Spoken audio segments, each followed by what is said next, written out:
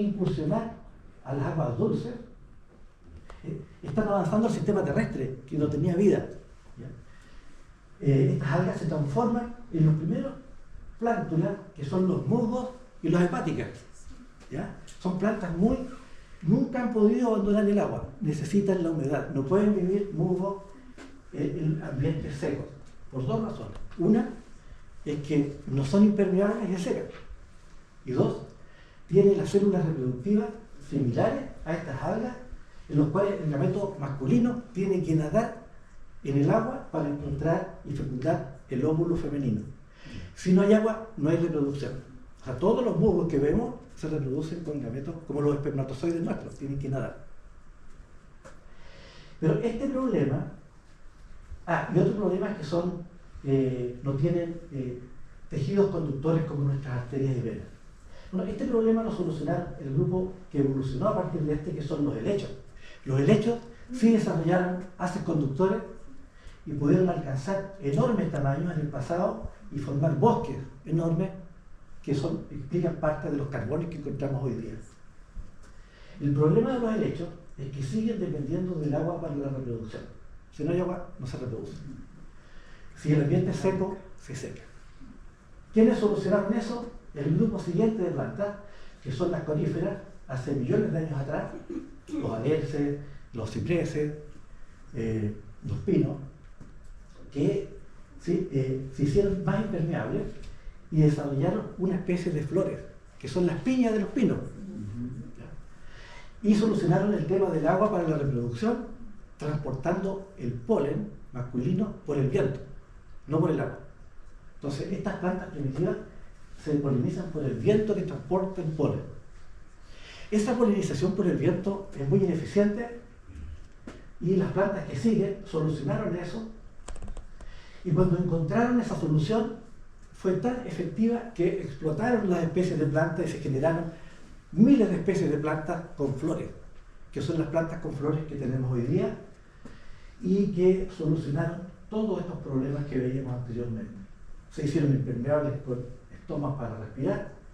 ¿Y cómo se polinizan? Esto por el agua, esto por el viento, y ellos por insectos. Insectos, mariposas, pueden ser murciélagos, pero insectos principalmente.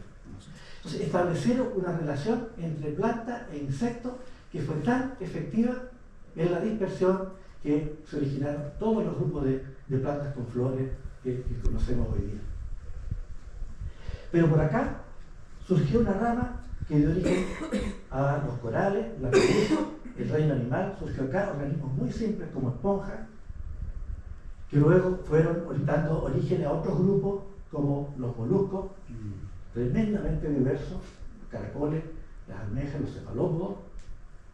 Luego otra rama, fíjense ustedes acá, se dio origen a todos estos organismos, pero destacan estos que son los gusanos terrestres, marinos, que son importantes en compostaje hoy día, se utilizan las vermicomposteras, vienen de ahí. Desde aquí se originó otra rama gigantesca, porque estos organismos lograron colonizar los ambientes terrestres. Originalmente eran marinos, ¿cierto? Y avanzaron en los ecosistemas principalmente terrestres, que son los artrópodos, los crustáceos, los insectos, que tienen un exoesqueleto y corresponden al grupo más diverso del reino animal. La mayor cantidad de especies está dentro de artrópodos. Fíjense, todos los animales que hemos visto acá tienen un patrón estructural simple. Pero aquí hubo un cambio evolutivo y se originó una rama que dio origen a las erizos y las estrellas de mar, y luego siguió transformándose paso a paso en cordados simples, peces sin mandíbula, peces cartilaginosos como los tiburones, las rayas, y aquí hubo un cambio importante en el cual estos animales que tenían un esqueleto de cartílago, el cartílago se transformó en hueso, y dando origen así a todos los peces, ¿cierto? A todos los peces, los que vemos acá, con sus branquias y estructuras, etc. Y entre paréntesis, ustedes han visto en los peces las agallas, las branquias, sí, está lleno de huesos. Esos huesos se van transformando en el resto de los seres vivos en ciertas partes. ¿Dónde estarán las agallas de los peces ahora en nosotros? los huesos de las agallas, ¿en qué se transformaron? En nosotros. Y que si no fuera por ello no podría comunicarme con ustedes. La nariz, Tres huesitos, martillo y estribo que están en el oído. Ahí están las branquias transformadas de los peces de esa época. Fíjense que un pez empezó a engrosar las aletas, que es la tineria, el celecanto, y fue evolucionando para dar origen a los anfibios, que está en esta rama de acá, que son los primeros, son organismos acuáticos, estos colonizaron el ambiente terrestre, pero tienen el problema de la reproducción que se hace en el agua, y se secan, así que siempre tienen que estar en ambientes húmedos. Pero eso lo solucionaron con escamas, y así surgieron los reptiles. Son impermeables, a diferencia de los anfibios, y pueden colonizar grandes zonas de la Tierra. Un grupo de reptiles se modificó para dar origen a las aves. Hubo un cambio metabólico y aquí surgieron los animales de sangre caliente. Se supone que también algunos reptiles pasaron de sangre caliente, pero las aves son reptiles transformados. Si ustedes miran las patas de las gallinas, son escamas de lagarto. ¿Ya? Pero por acá surgió una rama que no tenía ninguna importancia en el pasado, que son los mamíferos, en la cual la hembra tiene glándulas mamarias, que es una glándula sudorípara modificada para producir leche, que le da cierta ventaja en la alimentación de cría de marsupiales y estos que se llaman monotremas. Estos mamíferos primitivos, sobre todo estos, fueron muy importantes en el pasado, ¿ya? Pero hoy día están casi extintos. ¿Por qué están casi extintos? ¿Cuál es la debilidad de los marsupiales, como el monito del monte chileno o estos? ¿Alguien sabe cuál podrá ser la debilidad de estos animales sin placenta?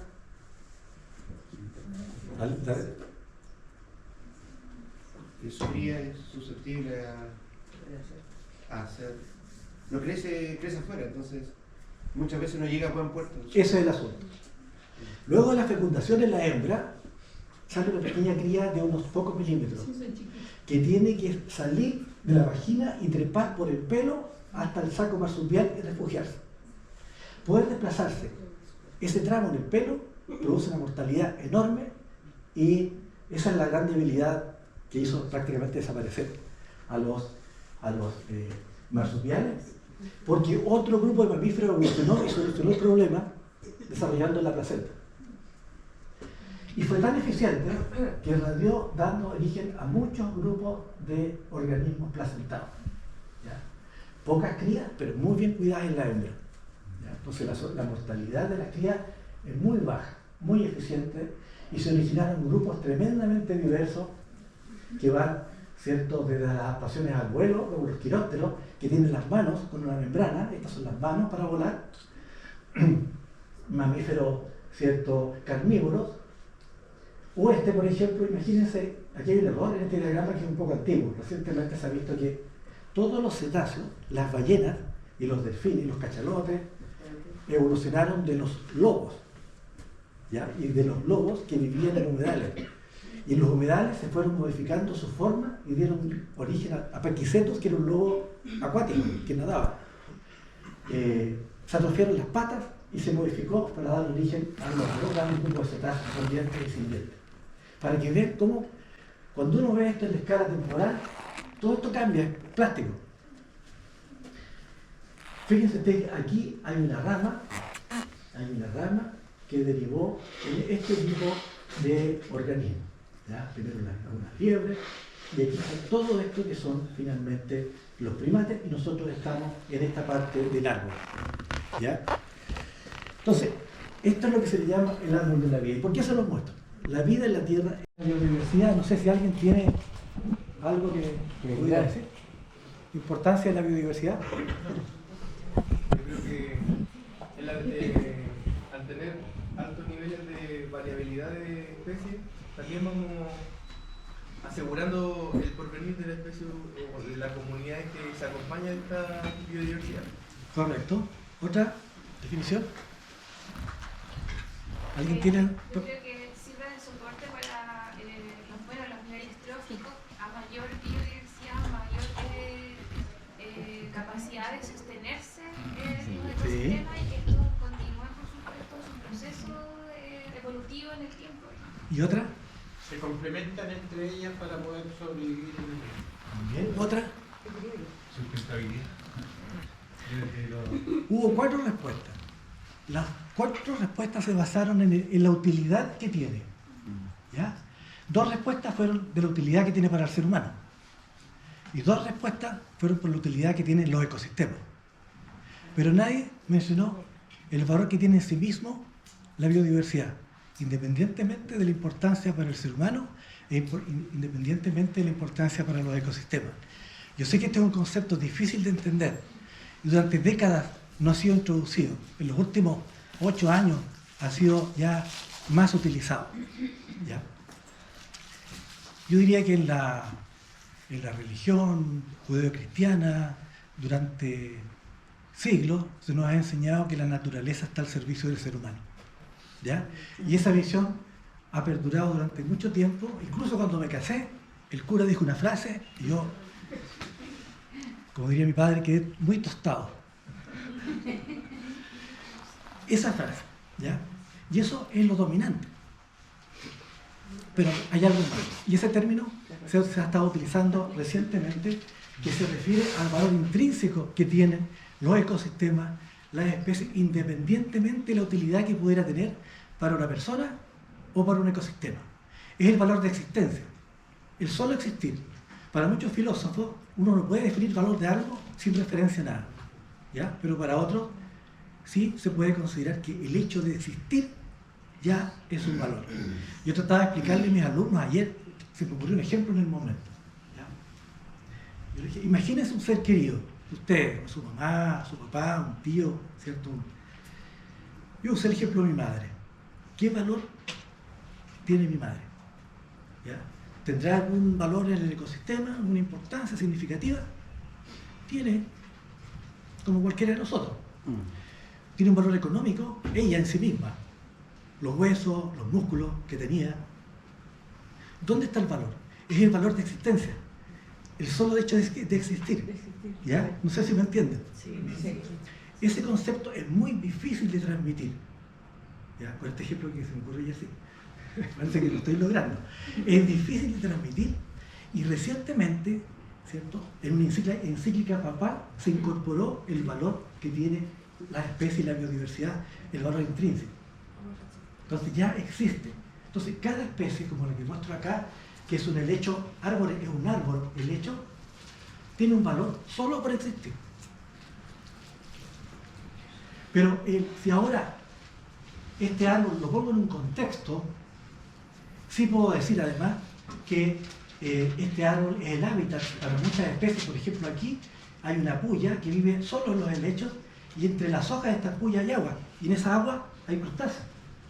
O sea, hay un ecosistema pequeño dentro de un helecho. Hace fotosíntesis, aporta hojas al suelo, da sombra y mucho más. Además, es hábitat de especies como insectos y otros. Entonces, el valor ecológico que tiene es evidente. Además, este tronco es utilizado como leña por los en Sudamérica, a 10.000 también. Luego de las glaciaciones, bueno, aquí hay un enfriamiento y luego terminó el ciclo glaciar natural y viene el calentamiento. Entonces empieza a subir la temperatura promedio acá, ningún problema. Este es el ciclo glaciar y este es el ciclo interglaciar, que es de subida. Esto es natural, las temperaturas cambian. Esta es la era del hielo, ¿ya? Fría, y luego estamos en una zona más temperada. El clima de la Tierra cambia. ¿Y por qué cambia en forma natural? Por varios factores, pero los principales factores son de tipo astronómico. ¿Ya? Fíjense ustedes, ¿cómo varía la temperatura en sus casas en el día y en la noche? ¿Cómo es la temperatura en el día? Más cálido, y en la noche más frío. ¿Y por qué? Por el sol. Entonces, el sol calienta y enfría. El sol es un factor astronómico que está controlando la energía diaria. Después viene otro factor, segundo factor importante, que es la inclinación del eje de la Tierra.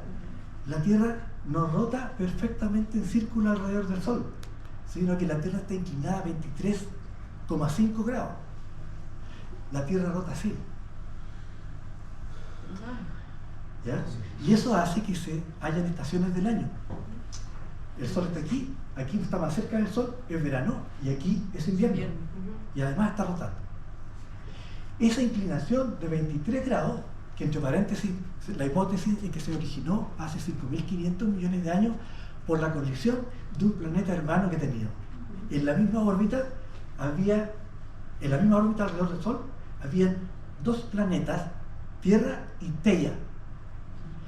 En algún momento se encontraron y colisionaron. Parte de Theia quedó incrustada en la Tierra y el otro fragmento originó la Luna.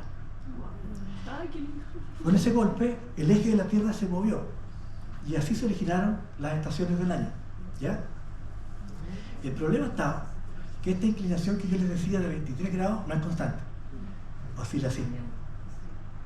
Y al oscilar así, ya genera aún mayor radiación. Bueno, entonces, hay fluctuaciones. Primer factor, entonces, era ese. Otro, en la órbita. Nos enseñaron que la órbita es más o menos elíptica alrededor del Sol. Sí. Pero no es constante. Es poco elíptica, es muy elíptica, es muy elíptica. Mientras más lejos, menos Sol. Y luego vuelve a estar así. Genera, ese es el segundo ciclo, ¿cierto? Excentricidad se llama. Otro factor está con la posición de los solsticios en general. Entonces, al combinar los factores, se produce esto, que son cambios climáticos normales. Entonces, aquí se espera de que aumente, está bien, sin factor humano. Pero hay un pequeño problema. Aquí debería haber empezado a bajar, de acuerdo a las predicciones. Pero en vez de empezar a bajar, empezó a subir. Veamos el detalle de este gráfico de 1850 hasta ahora. Hasta el año 70 subía lentamente, casi imperceptible, y todos dudaban del aumento de temperatura, ¿cierto? Pero del año 70 a hoy día aumentó de manera dramática. Ha aumentado 40% en los últimos 20 años la pendiente. Ahora, ¿cuál es la causa de esto? De esta anomalía se la atribuye a factor humano y es evidente, hace más de un siglo que se sabe. Hay una relación directa entre la cantidad de CO2 y en el tiempo. O sea, a medida que aumenta el anhídrido carbónico del aire, la proporción, aumenta la temperatura.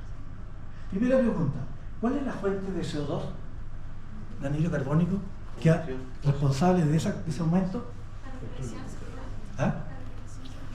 La represión celular. Proteger los ecosistemas es una forma de proteger toda la biodiversidad que alberga, por ejemplo, en este humedal de la laguna.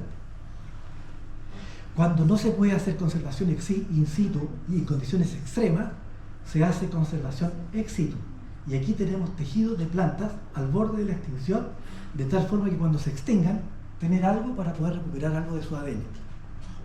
Este es el caso extremo que nunca queremos llegar, pero a nivel mundial todo el mundo está preparando en proteger un banco de tejido esto, porque va a pasar. 3. La restauración ecológica.